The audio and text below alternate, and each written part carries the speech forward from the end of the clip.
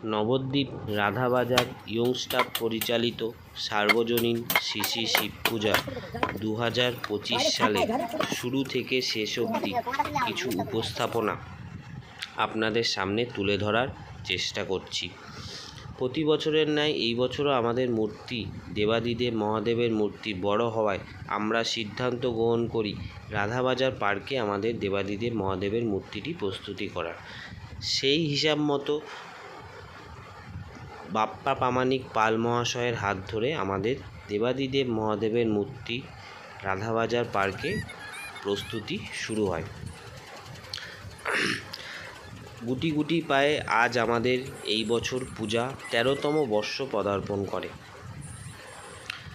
প্রত্যেকটি সদস্য ও সদস্যার অক্লান্ত পরিশ্রমের ফলে আজ আমাদের এই পুজোটা সমস্ত নবদ্বীপবাসীর কাছে একটা আবেগ ও ভালোবাসার জায়গা করে নিতে সক্ষম হয়েছে। আমাদের পূজার দিন সকাল থেকেই আমাদের পূজা মণ্ডপে ভিড় থাকে এবং প্রচুর শিব ভক্তদের সমাগম ঘটে। আমাদের পূজা শুরু হয় প্রথমে আমাদের দুটি মন্দির থেকে শিবলিঙ্গ আসে, তার জল অভিষেক ও তার পূজা সুসম্পন্ন হওয়ার পর আমাদের মূর্তি পূজা শুরু হয়।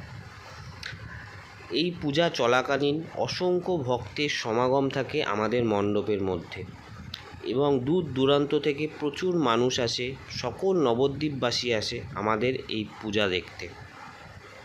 সকাল থেকে প্রচুর ভিড় থাকে আমাদের মণ্ডপের সামনে। পূজা শেষ হতে হতে আমাদের প্রায় বিকাল হয়ে যায়। তার পরের দিনের প্রস্তুতি থাকে আমাদের মহোৎসবের। আমাদের মহোৎসবে প্রস্তুতি প্রায় পূজার দিন বিকেলবেলা থেকেই শুরু হয়ে যায়।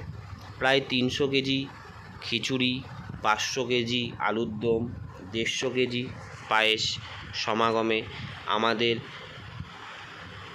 মহোৎসব অনুষ্ঠিত হয়। সারা রাতব্যাপী আমাদের রান্না চলে মহোৎসবের জন্য। মহোৎসবের আগে আমাদের বালক সেবা থাকে। সেই বালক সেবায় 100টার অধিক বাচ্চা বালক দেবাদিদেব মহাদেবের সামনে বসে প্রসাদ গ্রহণ করে। তারপর শুরু হয় সর্বসাধারণের জন্য প্রসাদ গ্রহণের প্রস্তুতি।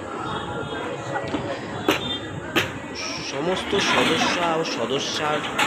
সদস্যদের অক্লান্ত পরিশ্রমের ফলে আজকে আমাদের এই পুজোটা সমস্ত নবদ্বীপবাসী আশেপাশে মানুষের কাছে একটা আবেগ ও ভালোবাসার নিদর্শন হয়ে দাঁড়িয়েছে। প্রচুর মানুষ আসে আমাদের এখানে প্রসাদ গ্রহণ করতে। এছাড়াও আমরা চেষ্টা করি সকল নবদ্বীপবাসীর কাছে আমাদের এই ভোলেনাথের প্রসাদ একটু পৌঁছে দেওয়ার। আপনাদের আশীর্বাদ, ভালোবাসা, দেবাদিদেব মহাদেবের কৃপায় আমরা যেন প্রত্যেক বছর এত সুন্দরভাবে পূজাটা উপস্থাপনা করতে পারি এবং মানুষের পাশে থাকতে পারি। তাই সবাই মিলে বলি হর হর মহাদেব, জয়।